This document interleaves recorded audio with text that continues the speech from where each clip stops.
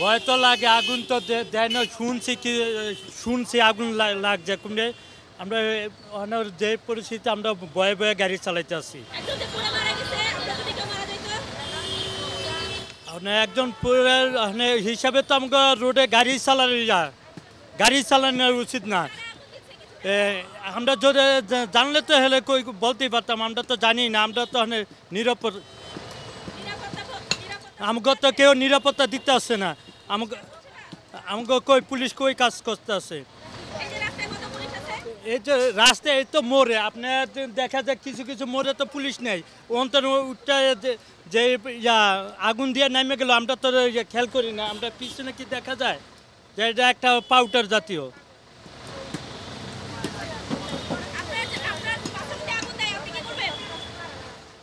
আমি আমি কি করবো এটা তো আমি কি করবো এটা তো আমার কাছে, আমি বাঁচমু না মরমু আমার তো ইয়া নেই। তখন সেন্স তো আমি নিজে বাঁচার জন্য চেষ্টা করবো। আমরা আতঙ্কিত ভোগ করতেছি, আমার টেনশন হইতেছে, ভয় লাগতেছে। এইটা তো মনে করেন যে আমাদের জন্য একটা ঝুঁকিপূর্ণ রিস্ক।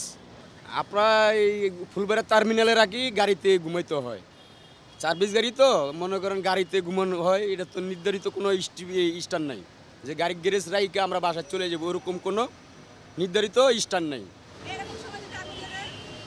দিলে তো কপাল খারাপ হয়ে গেল, মরে গেলাম। লাইন আছে কিছু লাইন মনে করেন টাকা পয়সা খাইয়া এই মানুষের ক্ষতি করানোর জন্য না, এটা আমরা জানি না। এটি কারা করবো, এটি করলে আওয়ামী লীগের লাইন ছাড়া আর কারা করবো। ডিএমপি কমিশনার স্যারের পক্ষ থেকে আমাদের প্রত্যেকটা ডিভিশনে অর্থাৎ ট্রাফিক ডিভিশনের পক্ষ থেকে আমরা চেকপোস্ট অব্যাহত রাখছি। আপনারা জানেন আমরা পশ্চিম জোন অর্থাৎ তেজগাঁও ডিভিশনে 3টা জোন আছে, আমরা তেজগাঁও বিভাগে কর্মরত আছি। এখানে আমরা মিনিমাম 4টা থেকে 5টা জায়গায় আমরা চেকপোস্ট চলমান আছে। তো তার ভিতরে এইটা একটা অভিযান পরিচালনা হচ্ছে।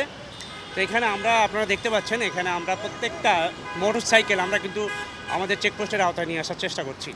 এবং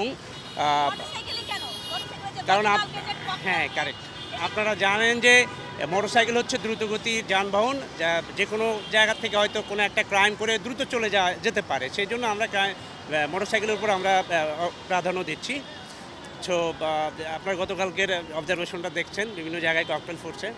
তো আমাদের আসলে ঊর্ধ্বতন কর্মকর্তাদের থেকে আমাদের এইটাই বেশি অভিযানের মধ্যে নিয়ে আসতে বলা হয়েছে, সেটা হচ্ছে মোটরসাইকেল। তো আমরা এই মোটরসাইকেল আমাদের গ্রিপের মধ্যে নিয়ে আসার চেষ্টা করতেছি। প্রত্যেকটা বাইক আমরা চেষ্টা করতেছি যে অ্যাটলিস্ট আমরা যেন তাকে চেক ব্যাক করে ছেড়ে দিতে পারি।